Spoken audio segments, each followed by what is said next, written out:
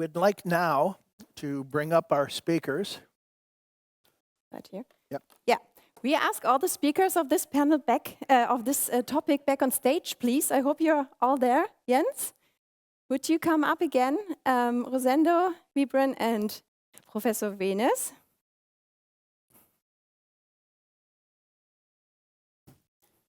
Ja, gerne.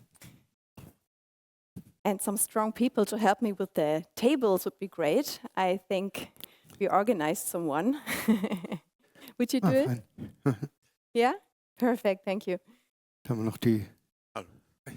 If you remember, the thank you very topic much. of the session, Our panelists have to work here. I'm so sorry. the But topic we're all of the hands on. session was green IT, digitalization, and AI. Stark gemeint. We were asking the question, is smarter tech the key to a greener future or just a smarter excuse?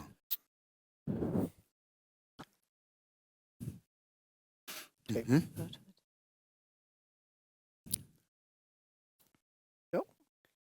Thank you. Gentlemen, if you wouldn't mind, I'm going to join you in the middle. Oh, ja, I can okay, have gut.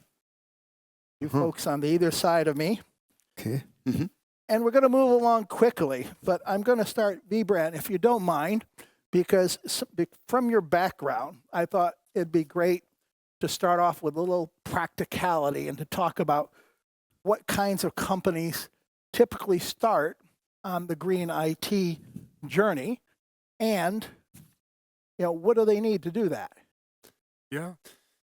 So in my experience, what I've seen so far is that if companies are highly digitalized and IT is a big portion of your own operation, you typically start on a sustainable IT journey, because you have to recognize that it makes if you do a materiality assessment, like I explained earlier, and the word has fallen more.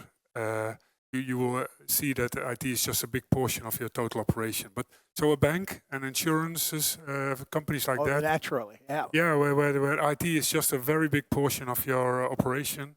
Then only if you want to green your operation, you want to go to net zero, you basically have to green your IT. You have to bring your IT to net zero, right? So if IT is material, then and dominant, then those are the places to start.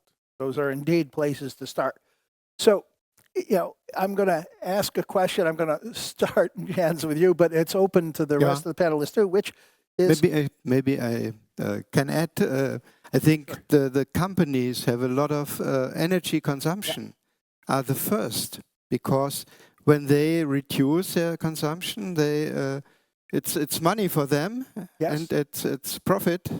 And so I think they should start, and they do it for themselves, right. and also for the society and for the environment. Right. So the first step, would be the energy. Yeah, the energy is, I think, for me. Yeah. Okay. That's fair enough. Absolutely. Been said, and I don't know if you can scan the code with Bob standing in front. We have a Mentimeter code behind Bob. That's maybe for the next panel we should change the position. But if you have a question directly to the panel, to someone in particular or the whole panel, please scan the code and send it here. I'll have the tablet here, I'll see, and I pick some of the questions if we have time for the panel. So I'm sorry, now you can continue. Perfect. No problem. But Jens, I wanted to raise this to you and ask everyone else to join in. But again, I'm trying to get back to this practical level, and that what specific technologies or use cases have you seen that deliver the most sustainability impact for your clients? I think it's very much energy efficiency topic to gain. So the most interesting technology for sure is AI for that. But it starts very simple, just measuring, bringing the data together, and then analyzing the data. You don't necessarily have to use AI for that, but if you do, you're going to be better. You're going to be better indeed. And of course, in your presentation, you were showing some of the things that you were doing, to pull it together, right? Yeah, exactly. So I think usually one of the big topics is having, and you've all talked about that, having this global framework and getting to see the full picture of your IT. No, you're not only looking at actually cloud or just laptops or your, I don't know, between data centers or LAN, but really if you manage to have this accurate full picture of all the IT that you manage, that's really how you can then understand what actions should you take into account. And then if you see that data centers is the big problem, then you will look at energy at that specific sector. No, but first having this full overview of the full footprint of your IT, to then go into action and build those reduction plans. And Dr. Reynes, in your talk, you spoke, about open source, and maybe you should start on where open source fits into these steps. Yeah. I think open source is a good alternative for reduce digital dependency. Yeah? And it supports local value creation and ensures long-term sustainability and reduces expensive costs for hyperscalers. Yeah? So you have the money and you can have this money for your projects, for sustainability projects. All right, now you gentlemen are, you have the big use case, you have the big client base. Are you guys encountering open source or using open source any other way? I may say open source first strategy is what we tend to do. I'm not sure if I agree if this is a question of open source versus hyperscalers, but I would say open source is the best choice if possible. Okay, but of course you can use hyperscalers, even under your premise, if you limit their exposure to your digital assets and to your, future. That is, you can use them in a role, which is probably what you. I think you would also probably want to make good distinction between sovereignty and sustainability in this matter, right? Yes. Because from a sovereignty perspective, I can understand the open source direction and thinking. On a sustainability side and reducing the impact of your IT, it depends on. Also, open source could theoretically have a bigger impact than maybe a closed source. So it's all about quantifying that impact of the software or the solutions you're using. And that quantification, Rosendo, brings me back to you. I mean, you're working with existing companies. What sort of quantification, are they seeing in terms of results? Totally. So maybe two topics here. The first one is usually when looking at the footprints of IT, where does it usually go to? When looking at the impacts of a company, IT company, you're actually moving from more, you had more impacts on like the general IT, so like your workplace devices, and now it's moving more towards data centers, clouds, especially because in clouds, you have this big problem that as you're moving from IaaS to PaaS and SaaS, it becomes harder to actually assess the footprint that you have. And that's one of the key issues that we actually work with, which is trying to bring that transparent data to our clients. Saying if you use Salesforce, SAP, I don't know, what are the missions behind? It's very hard to understand because they manage the services, And so our whole work is trying to work with, all the work we're trying to do is try to work with foundries, try to work with research programs and institutes to be able to give that transparent data. And so whenever you actually have a footprint that someone that tells you this is 100 and the other one is 50, you make sure that data that is behind is accurate, transparent, and can be compared one to another. Okay. I might have a question from the audience at this point, all right. if that's all right. Jump in. The question is, companies are reducing or cutting investment for innovation and sustainability right now, also due to the geopolitical issues. How do we convince them to invest instead? What a topical question. Given the world affairs, Jens? Jens looks like he has think the answer. I showed it on one slide because it's one of the biggest messages I would like to give. It's about resilience and ROI, first of all. These are the rising topics in So this is the argument to Yeah, convince.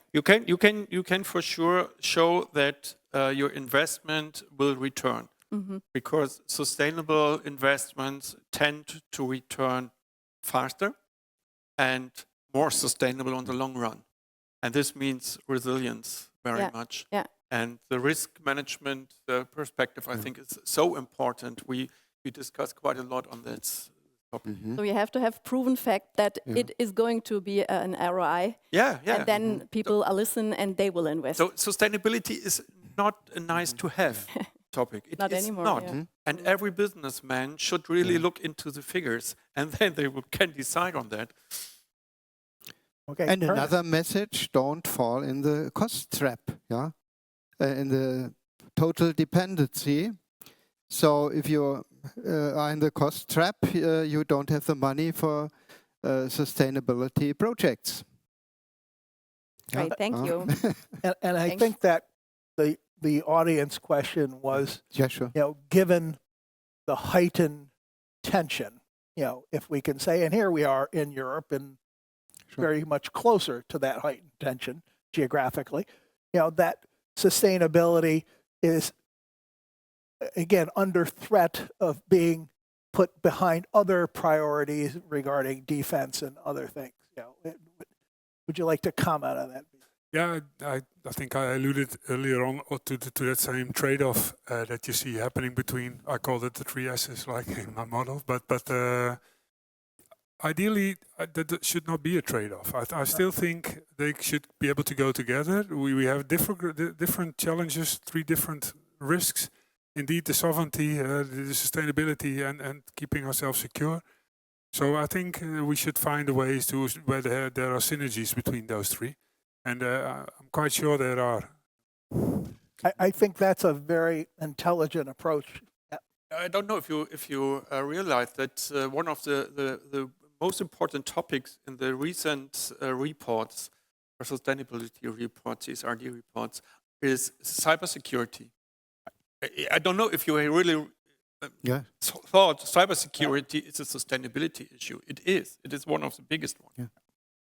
Yeah. And therefore, it goes along the same path as defense. Absolutely. Really, because it has multiple impact in that. But I think the intelligent answer, and for the audience, correct me guys if we're wrong up here, but the intelligent answer is that, when faced with multiple risks, you still have to deal with multiple risks. Yeah. You can't put risks behind and ignore them. You have to go fight on multiple fronts. It seems to be reasonable and logical. Yeah. So, how can companies ensure that their database sustainability management is not just about compliance, but truly drives, these operational and business impact? In my point of view, as we've seen it, it's a question of not looking again at sustainability as something nice to have, related to the previous question, but really as a risk and as something that is important. And when you get to that view and when you get to understand that actually that matters, then you try to turn on to your database and what you have and see actually. So I have a problem because I don't have the precise tools that I need to be able to just know how many devices do I have. When we work with companies, they don't know if they have 5,000 laptops or 6,000 because it's not well managed. And so you need that transparent information related to your IT asset management to be able to then be able to work on that and on sustainability. That's the first thing to do, at least under that approach. Right. More answers on big. I really thought I'd hear more about compliance from everybody. I didn't hear that. I heard other things from all the talks. But I just want to focus on that compliance. We were very much under the threat of enforced compliance, which seems to be backing off a little bit now. But where does that come in? You're the compliance. So on the sustainability side, the CSRD and now the omnibus, let's say, adjustments that are being made, which all are kind of delays, right? It's not that it goes away. We just get more time, or less companies are immediately in scope. It's Right. like the electronic check-in at the airports now. It just keeps getting postponed a little. Yeah, so But it's not going away. It's going to happen eventually because it has to happen, right? The Right. things that have to happen will happen eventually, and the same is true for DORA, the Digital Operational Resiliency Act, one of those acts coming out of this city, is also happening for the financial industry big time, right? So we have to check our risks via that methodology and via that legislation. Mhm. So the compliance to the acts and to the legislation is happening indeed. Yeah. And is that a driving I force? think Jens wanted to comment something. I think it's very important to see. I cannot see that anybody said that the regulations are bad in itself. For the topics to be regulated are totally fine. Right. And the discussion were about how to handle it, how to fulfill it. And I think this is especially something where IT can help. Yeah. So you can use IT and digital solutions for being easier in fulfillment for regulations and compliance. So let's talk about reducing regulations on the right topics. So I think we need these compliance discussion and regulations. We have to be strict and push forward to see where we really have to change things. But at the same time, we have to offer solutions to fulfill the compliance more easy. That's all. That's what IT is good for. That's what IT is great at. Yeah. Right, making life easier. And of course, the advent of AI should make it Safer. even easier. Desiree, you have another question. I have a question. I think it goes directly to Vibren and Jens. In terms of ecological impact of IT in finance and telecom, what is the biggest lever? Is it in the data centers or in prolonging the life of endpoint devices? And what is the biggest hurdle? So it's a two-part question.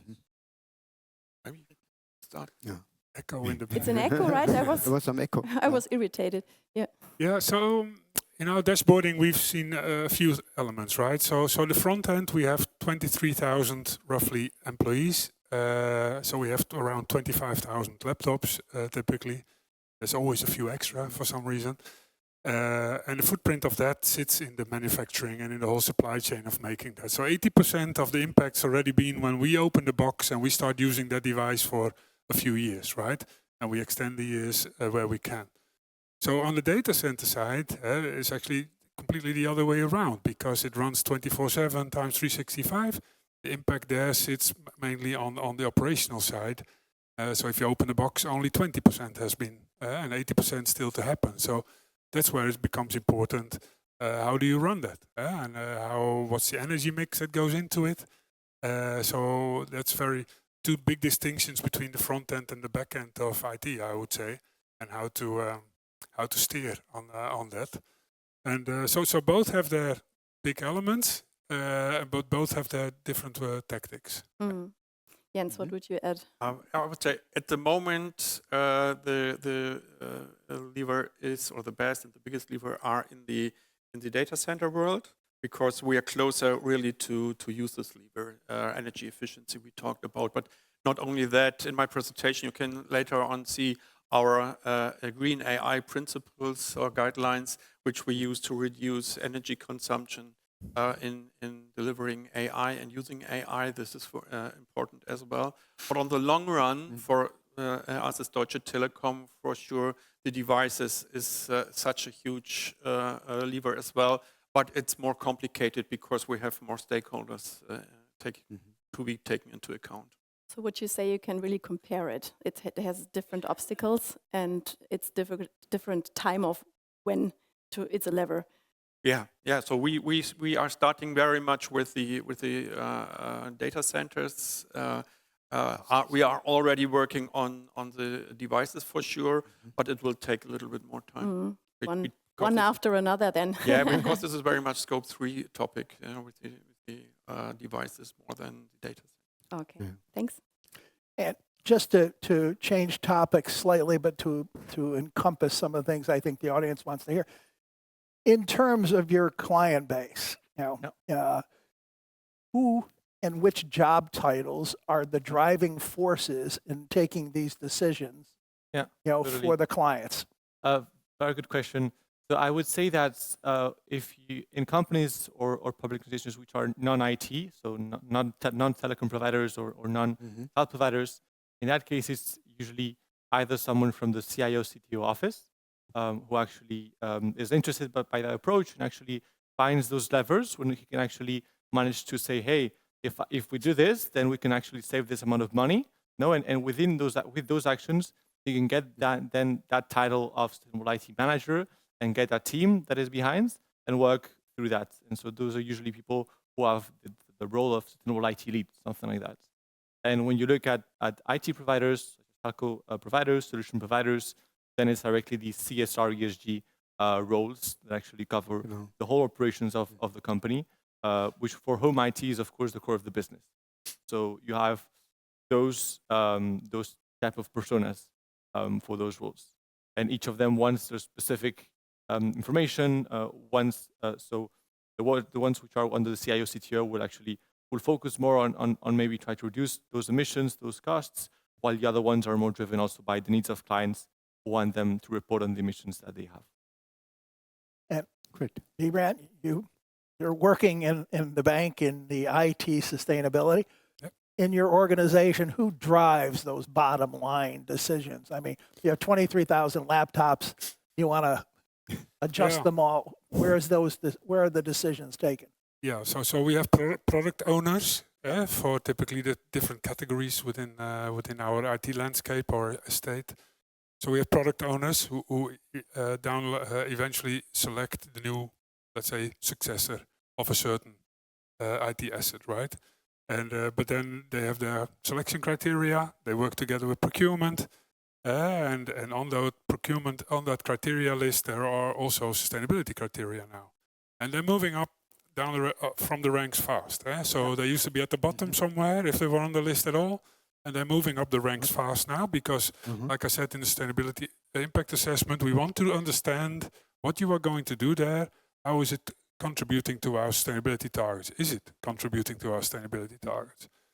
And so it's the product owner, procurement, and our expertise center of sustainable IT who feeds them with the right insights and the right advice on what to buy or what not to buy. Yeah. Okay. And you, of course, have lots of clients in lots of fields, but the people that are driving forces that you feel are the ones that are taking these decisions in your clients, which job titles do you think? It's really totally different. I have to say, there are rising chief sustainability officers in importance. Yeah. We have seen quite a lot of, I don't know what the expression of Stabsstelle in German. Well, good question. So direct to the CEO working in the project line. For us, the CIO and CTOs are quite important. But I see that the chief sustainability officers are the most important ones. I wouldn't mind saying a little bit extra also.